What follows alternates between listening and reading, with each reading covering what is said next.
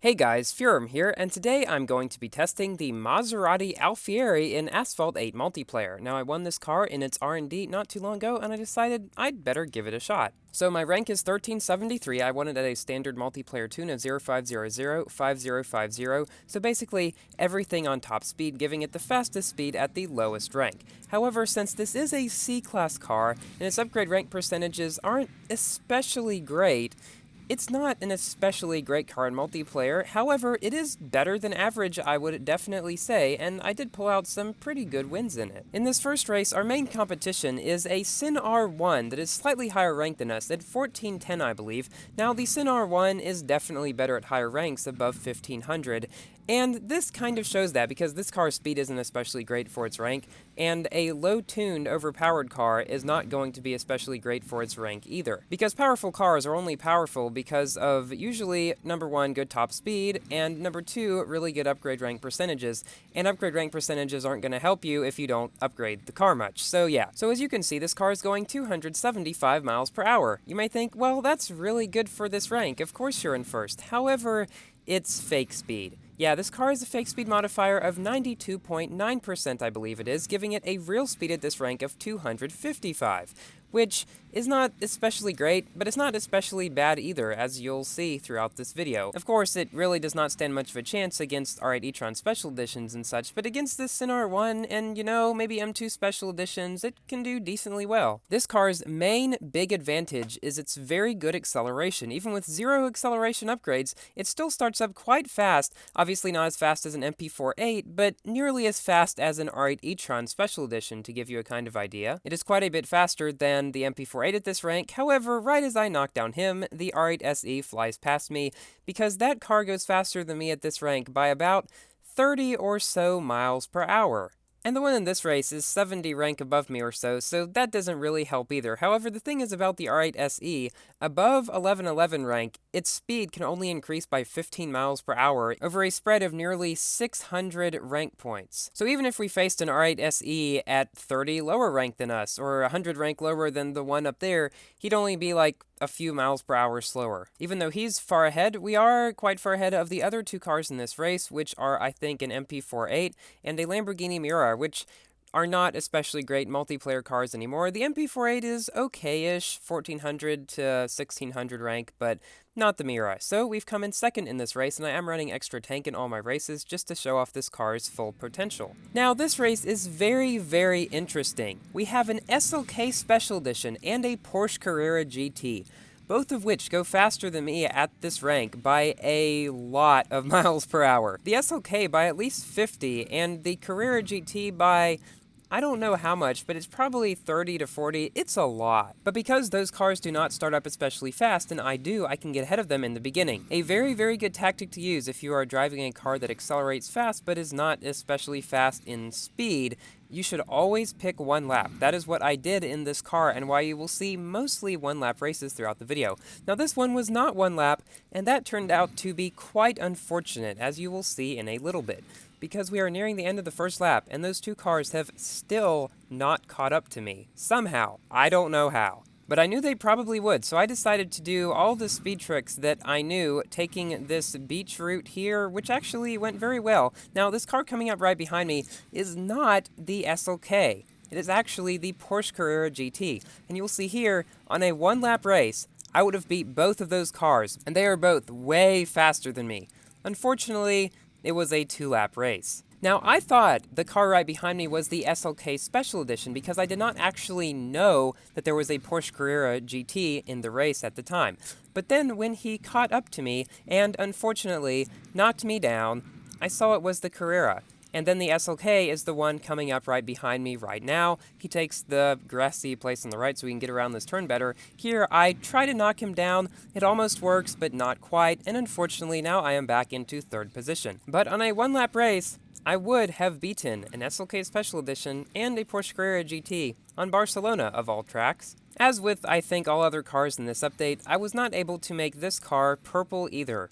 It seems like Gameloft has stopped doing that. I don't know exactly why, because they made a lot of new cars in other updates able to be made purple, like the Vulcan, or Apollo, or the Kawasaki Z800 bike, things like that. So if anybody at Gameloft is watching this video, Please add more purple cars. So we're coming up to the end of this, unfortunately, 2-lap race, and we got beat by that SLK and the Porsche Carrera. Now, during the next race, I'm going to tell you guys a bit of a sad story about the SCG Championship. So the SCG Championship annoyed a lot of people because initially different players got different refill time for the tires. Now, one good thing was the tires would refill individually instead of all 5, which meant you didn't have to worry about, say, leaving one tire undone and then none of the other tires would come back. So that was a pretty good change. However, as I said, different people had different tire refill times. It eventually got changed so that everybody would have 3 hours, but that was a lot for one tire. It took 15 hours for all 5 tires to come back, which it was possible to win the car with. However, I got a little bit behind and unfortunately just 3 tests, 2 time attacks in the grand finale, away from winning the car.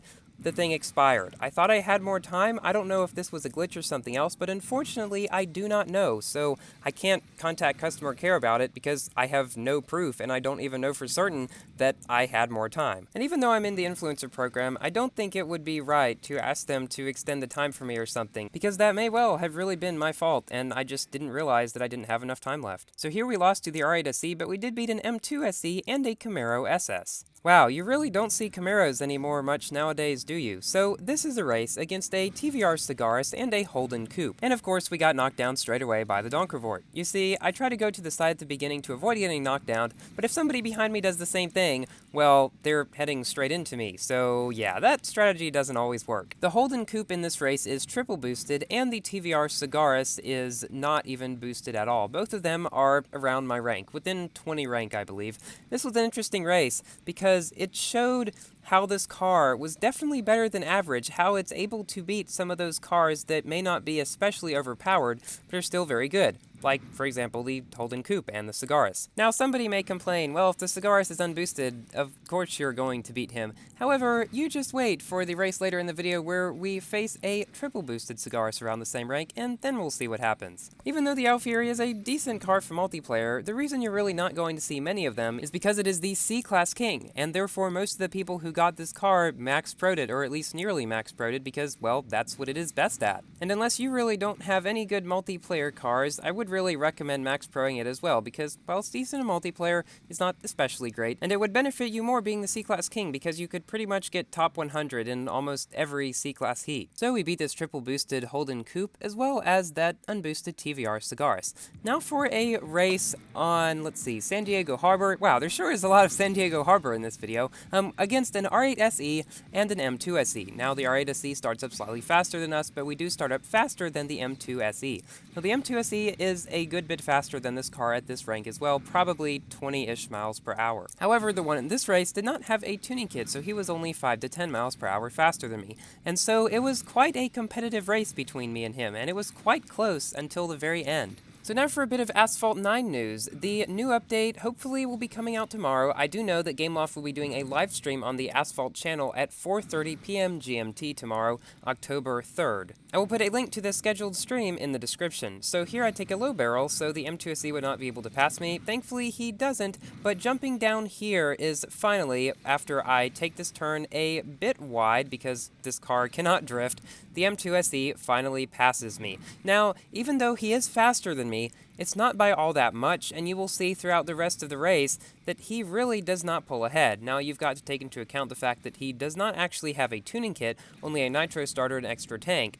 But still, not a bad showing for a Class C car against one of the B-Class Kings. So, I finally figured out what I really want to do for my Asphalt 8 and Asphalt 9 kind of upload schedules. What I'm going to try to do, 1 Asphalt 8 and 2 Asphalt 9 videos a week, because I have more Asphalt 9 content that I want to produce. However, I still will be making 1 Asphalt 8 video a week, because they do get less views than my Asphalt 9 ones, but not by a whole lot, so unless the views drop by a super amount, and I really don't think people want to see them anymore, I'm going to continue making them. So, we are coming up to the end of the second lap, and we're pretty much the same distance behind this M2 SE as we were at this time in the first lap. He's maybe slightly further ahead, but not by too much. Now you've got to keep in mind I am at nearly 1800 rating. If you have a lower rating and you drive this car in multiplayer, you're going to find fewer of the OP cars. So this car is best if you're, say, getting to Pro League, and maybe a bit once you're into it. But once you get to around this rating, you're going to need to find a better car, and probably Max Pro this one to use in C-Class heats. So yeah, now I'll give my finishing thoughts about this car. It was definitely worth it to pick up in its R&D if you went for it, and I would say if you have it multiplayer tuned, maybe try it out for a bit, but if you have other better multiplayer cars, go ahead, Max Pro this one.